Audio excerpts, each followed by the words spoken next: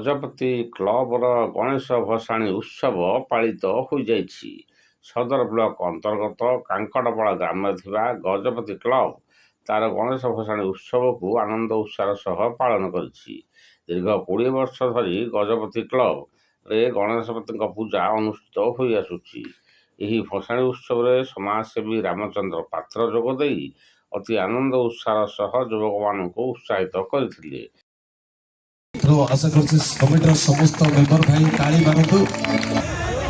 ଆମ କଙ୍କଡ଼ାପାଳ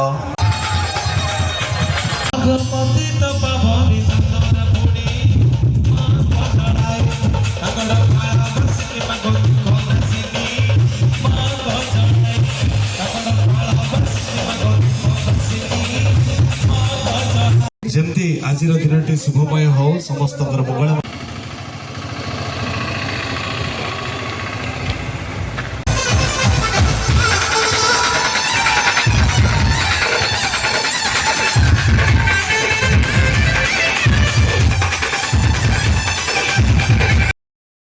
ଗତ 27 ତାରିଖ ଠାରୁ ଆରମ୍ଭ କରାଯାଇଥିବା ଏହି ଗଣପତି ପୂଜା ସମସ୍ତ ନୀତିକାନ୍ତିରେ ଗଜପତି କ୍ଲବଠାରେ ଅନୁଷ୍ଠିତ ହେଉଥିଲା।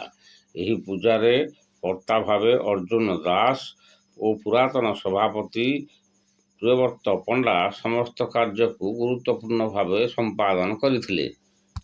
ଢେଙ୍କାନାଳ ଜିଲ୍ଲାରୁ ଶୁଭମ ପାଣିଙ୍କ ରିପୋର୍ଟ, ନ୍ୟୁଜ ପ୍ଲସ୍ ଓଡ଼ିଆ।